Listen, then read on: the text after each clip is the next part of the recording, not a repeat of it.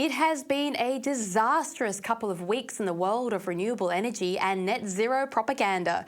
No, I'm not talking about the picture-perfect weather we received over the Easter weekend, which saw families flocking to parks and beaches, relishing the warmth, although I dare say it is a little difficult to spin the narrative of apocalyptic climate change while the average voter is having a barbecue and a good time.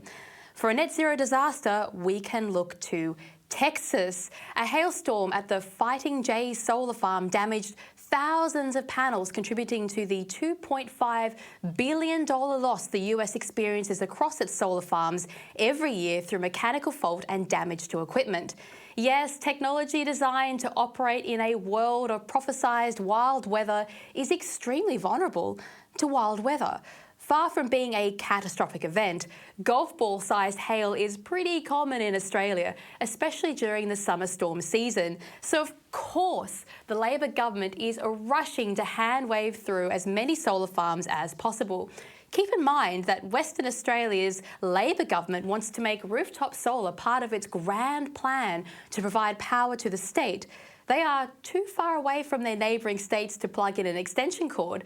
So what happens to the grid stability when the first proper storm rolls through? And who is going to be left holding that bill? Australian homeowners? All those juicy grants have tricked ordinary people into taking up the bulk of liability and cost for power generation, instead of that being the responsibility of a centralised energy company.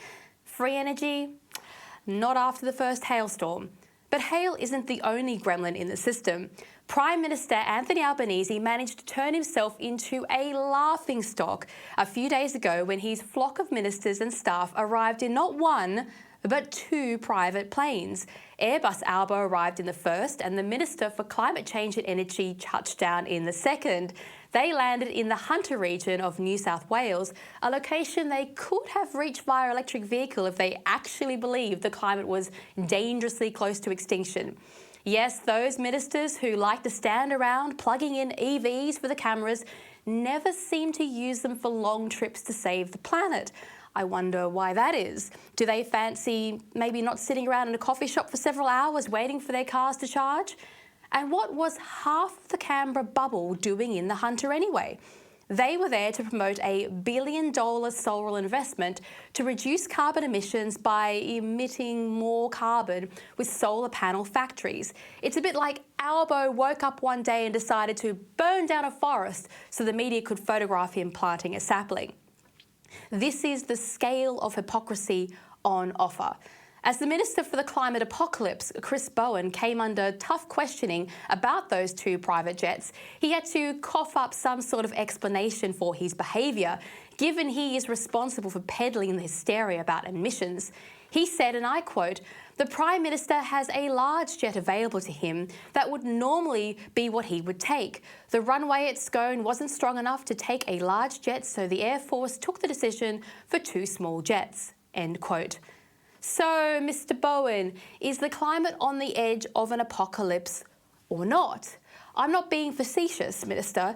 You are out there dismantling our energy system, bulldozing our forests, littering oceans and taxing us to death for the climate. So why, Minister, do you act like this is a publicity stunt? Stunts like this make the Australian public doubt everything that you have to say about the climate because, frankly, you do not act like a man terrified of dying in the fire of a climate inferno or drowning in the waters of the rising sea levels. The truth is, for no reason at all other than self-promotion, Mr. Bowen and Mr. Albanese took a marketing entourage with them and got caught out. I would like to remind viewers what Chris Bowen said to Parliament in 2022, and perhaps Bowen himself needs reminding because he shows no indication that he believes or remembers a word of this. Bowen said, and I quote, "There was once a time when advocates of climate action had to warn of the impacts of warming off in the distant future. No longer. Climate change has moved from a theory to a prediction to a lived reality. The truth is that no Australian is spared from the impact of climate change, from the regions to the cities. As difficult as our current predicament is, it is still incumbent on us to be truthful and frank about how much worse it will be if we don't act now. The government has a sense of urgency passion and answers, but we don't have all the answers or all the wisdom. We are a government which listens." End quote. Okay, Mr. Bowen, listen to me now.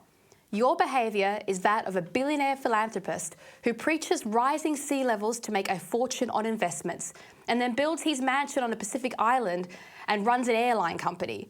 Your word has all the sturdiness of a house built on the sand dunes.